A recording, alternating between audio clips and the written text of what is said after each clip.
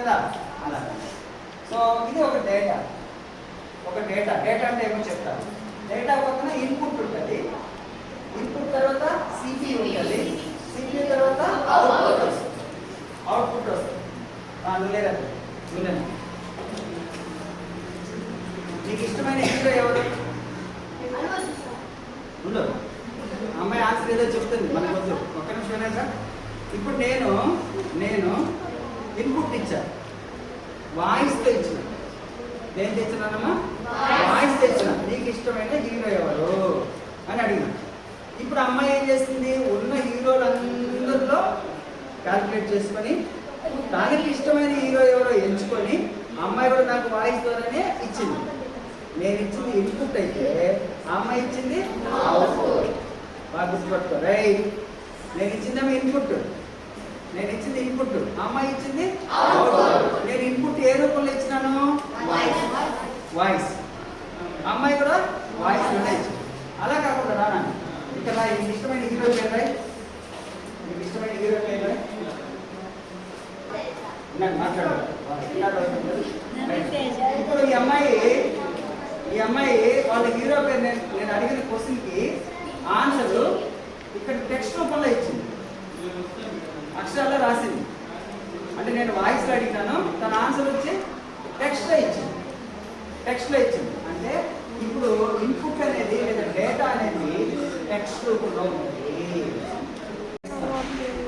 దీన్ని మనం కీబోర్డ్ అంటాం. ఏమంటాం? కీబోర్డ్.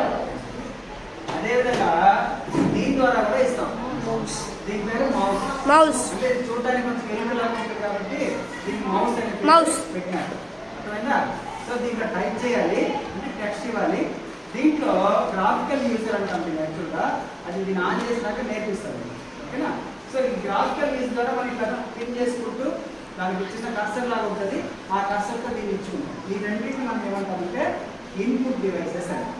అదేలాగా మైక్రోఫోన్ పెట్టుకుంటాం కదా, చిన్నది కెమెరా ఇదిలా పెట్టుకుంటాం కదా, మాట్లాడతారు ఏమంటాం దాన్ని? మైక్ లాగా పెట్టుకుంటాం కూడా, అది కూడా. నెక్స్ట్ దానిపైన ఒక చిన్న కెమెరా లాగా చూడండి, వెబ్ కెమెరా అంటాం. దాని పేరు వెబ్ కెమెరా.